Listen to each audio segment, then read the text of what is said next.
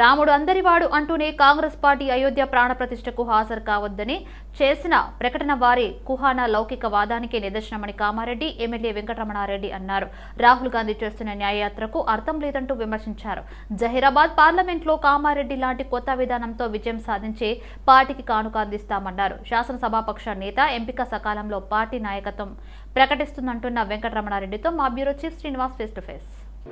Kamareddy MLA Venkataramanareddy మనతో ఉన్నారు. తాజా పొలిటికల్ డెవలప్మెంట్స్ పైన తన వైఖరి ఆయన మాటల్లోనే తెలుసుకుందాం. చెప్పండి సార్, ఇప్పుడు రామ మందిర్ ప్రాణప్రతిష్ఠ విషయం చర్చనీయాంశంగా మారింది. ఆ కాంగ్రెస్ వైఖరిని ఎట్లా చూస్తారు మీరు? నా కాంగ్రెస్ వైఖరి అంటే ఇప్పుడు రామ మందిరము అది హిందువులందరి కోరిక. అది 550 సంవత్సరాల నుంచి అంటే గత 700 సంవత్సరాలుగా అది నడుస్తున్నది. గత 30 సంవత్సరాలు 40 సంవత్సరాలుగా యుద్ధం జరిగింది.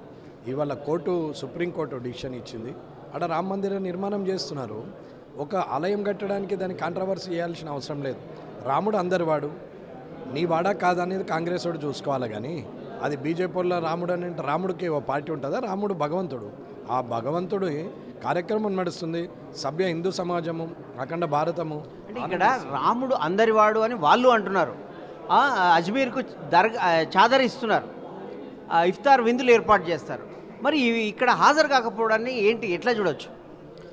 అది వాళ్ళు చెప్పాలా? ఇఫ్తార్ విందులు ఇచ్చి అజ్మీర్ దర్గాకు చాదర్ వరిస్తే అది భగవంతునికి వాళ్ళు చేసే కార్యక్రమం. మేము ఎప్పుడు కూడా మోడీ గారు కానీ అమిత్ షా గారు కానీ ఎక్కడా కూడా ముస్లింలను వ్యతిరేకించలేరు. సనాతన ధర్మాన్ని, మన హైందవ ధర్మాన్ని కాపాడాలని చెప్పారు. కానీ ఎదుటోళ్ళ ధర్మాన్ని కించపరచాలని ఎక్కడ చెప్పలేదే.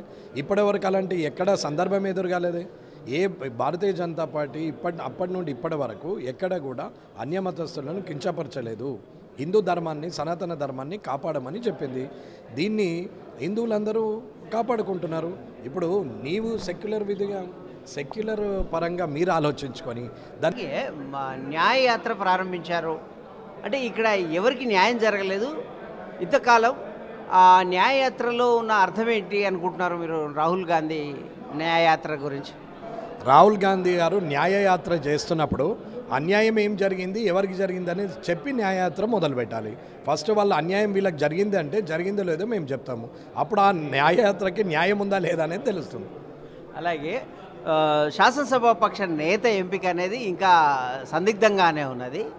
ప్రతిష్టంభన ఏర్పడ్డది. అది ఎప్పటివరకు స్పష్టత వచ్చేది? మీకేమైనా సమాచారం ఉందా? దానివల్ల రాష్ట్ర ప్రజలకు కానీ రాష్ట్రాభివృద్ధికి కానీ ఆటంకం లేదు కదా. అది పార్టీ పని కదా. ఈ అసెంబ్లీ ఎన్నికల్లో హేమహేమిలను ఓడించగలిగారు. ఇదే సూత్రము పార్లమెంట్ ఎన్నికల్లో ఏమైనా ఒక కొత్త మార్గాన్ని చూపించగలుగుతారా మీ పార్టీకి పార్లమెంట్ ఎన్నికల్లో? జైరాబాద్ పార్లమెంట్ ఎన్నికలు ఇన్ఛార్జ్గా ఇచ్చారు. ఆల్రెడీ 7 అసెంబ్లీలో మీటింగ్లు అయిపోయాయి. ఇవాళ జైరాబాద్ పార్లమెంటు కంబైన్డ్ మీటింగ్ పెట్టాము. ఇవాళ జనం అందరూ వచ్చారు, మీరు కూడా చూశారు. ఇవాళ మీటింగ్ అయింది, వారికి మార్గదర్శకం చేశాము. ఎవరు ఎక్కడ పనిచేయాలో అన్ని నిర్ణయం తీసుకున్నాము.